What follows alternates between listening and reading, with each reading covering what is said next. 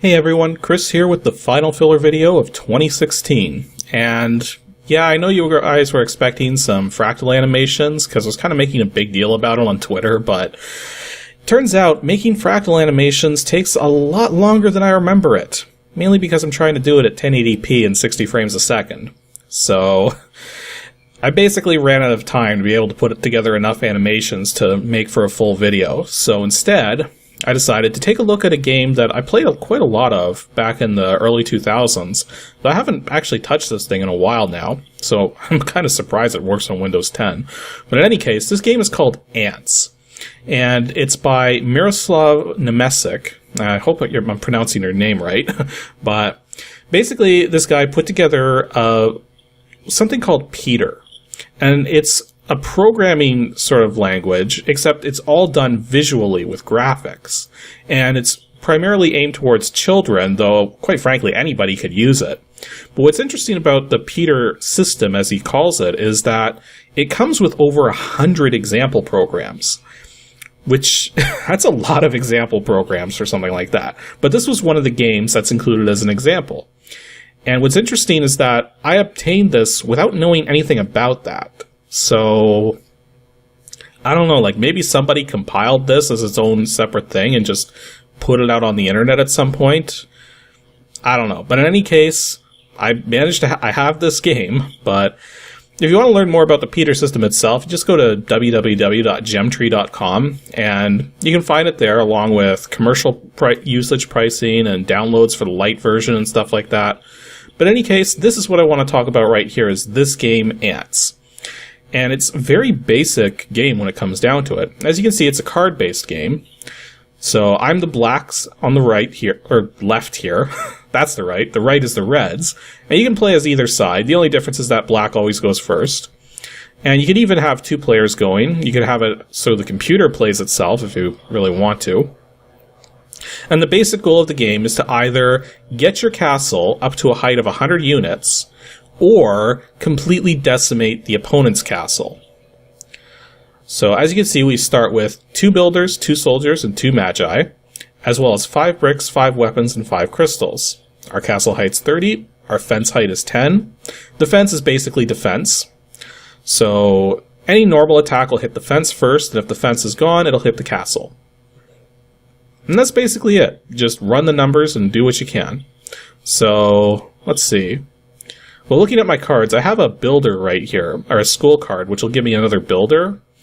The way it works is that when it's your next turn, you get more bricks.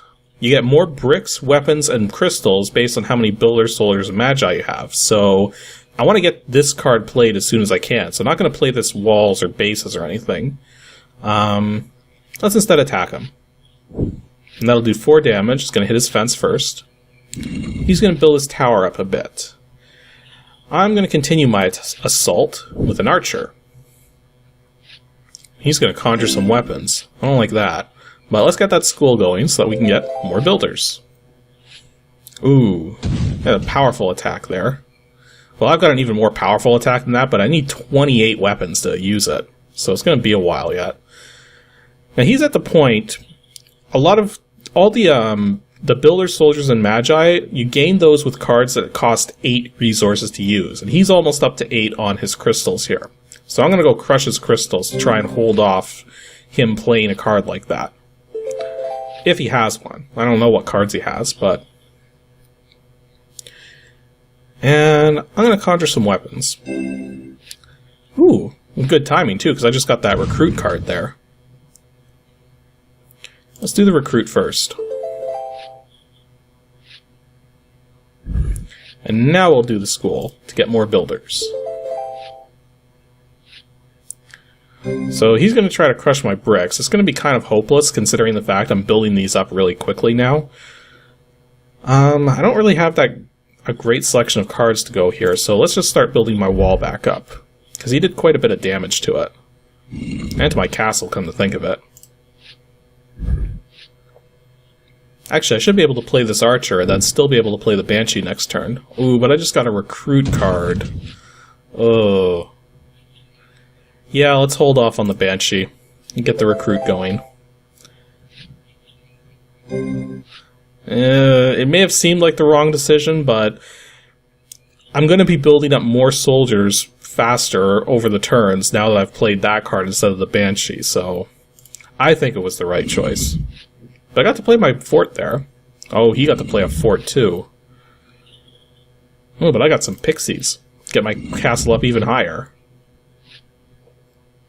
So the way it typically works is that the block-based cards, or the brick-based cards, all are set towards raising your castle size, or raising your fence up.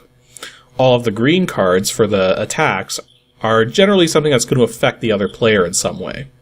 But Magic has a bunch of just varied effects, either for attacking the stocks here, or for doing direct effects like increasing castle sizes, or even a magic attack card. The most powerful card in the game happens to be a 25 crystal card, which he's kind of getting to, so I really hope he doesn't have that card. But let's see what we can do here.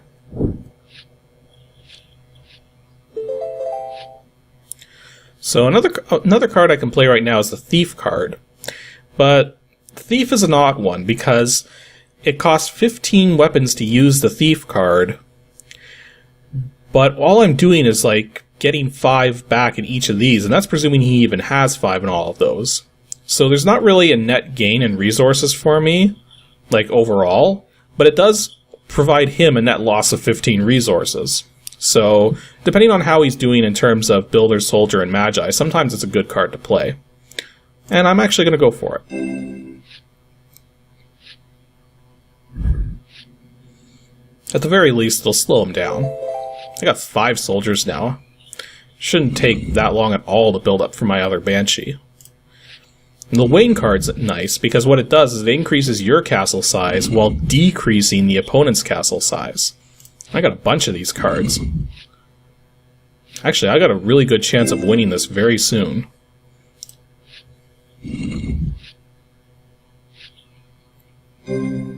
That's okay. I'm just going to conjure some bricks. And one more Wayne. And there you go.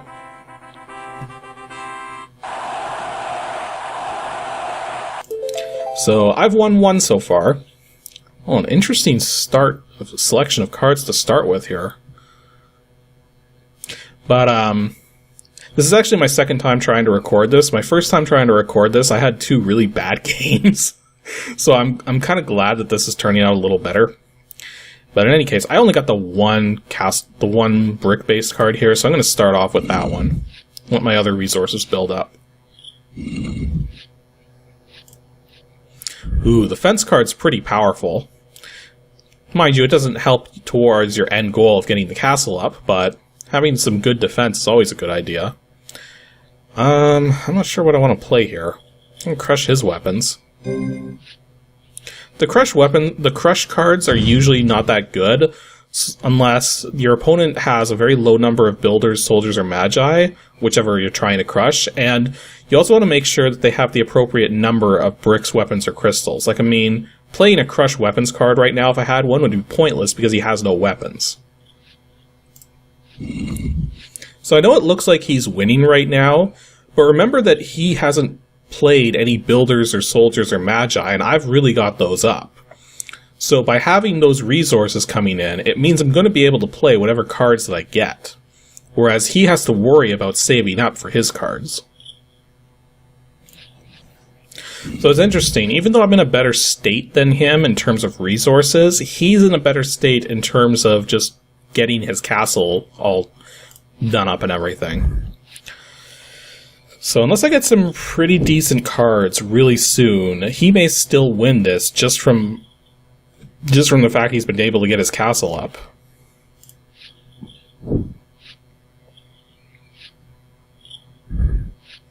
Okay, I got a Babylon card, so that's going to get my castle up a significant amount. But I've got a ways to go.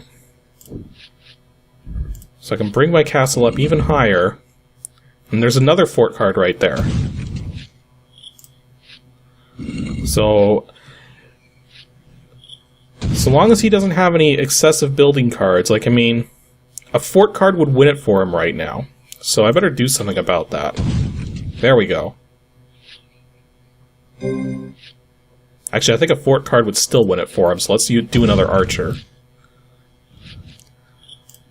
So that looked like it was going to potentially go badly, but I think we've turned it around a bit. My only concern is if he has a Babylon card back there. So if he plays a Babylon card, then it's all over. Oh, but I got a... Oh, he had the curse card. Okay, so this is the worst card to get affected by in the game. Basically, what he just did is he reduced every one of these stats by 1, including the builders and the soldiers and the magi, and raised all of his by 1. Now, because I'd been building up so many builders, soldiers, and magi with the cards I was getting, I'm thankfully not too terribly affected by that. But if someone plays a curse card like right near the start of the game, when everybody only has like 2 builders, 2 soldiers, and 2 magi, that does some serious damage. So let's get some revenge with the dragon. So he's doing better than me now in terms of generating resources, but I don't know, this could still go either way. This is actually a pretty tight game.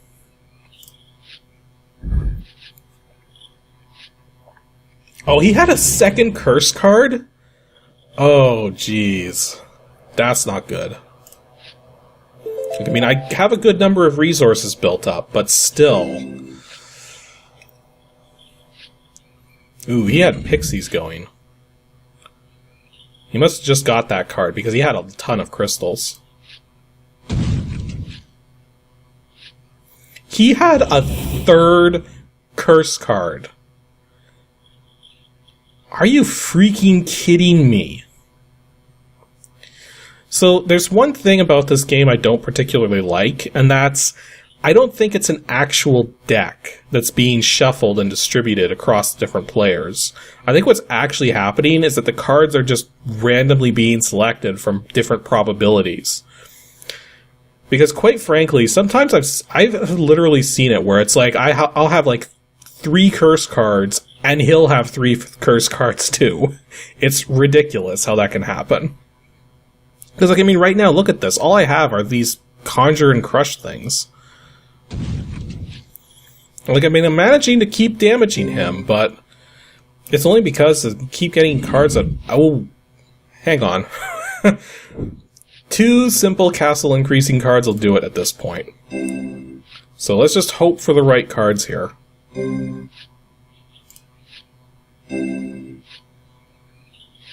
Or Banshee will actually bring him down pretty low. Oh wow, an archer would destroy his castle at this point.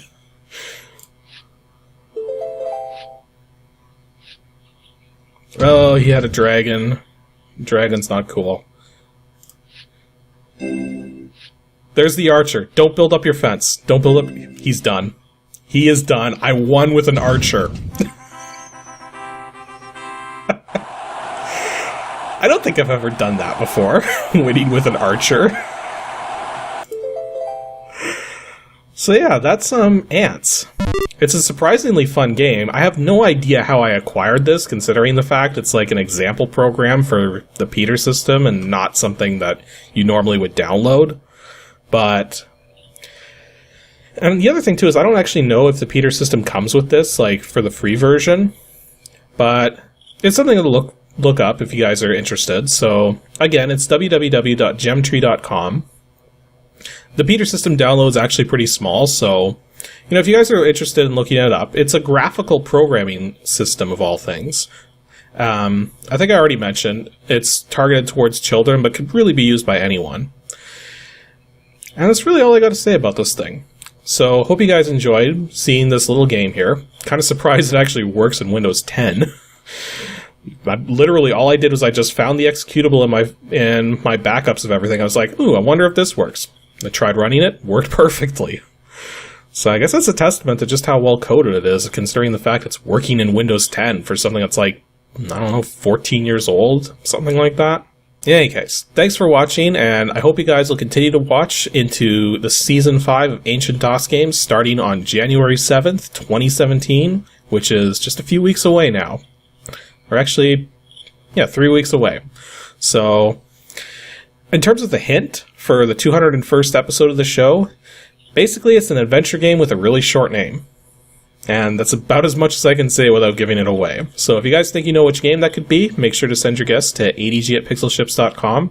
Schedule will be the same as always. The first, second, and third Saturdays of every month, there'll be a video with fillers after every 5 episodes, and 25 regular episodes for the season, or for the first year, and 25 for the next. So, again, thanks for watching.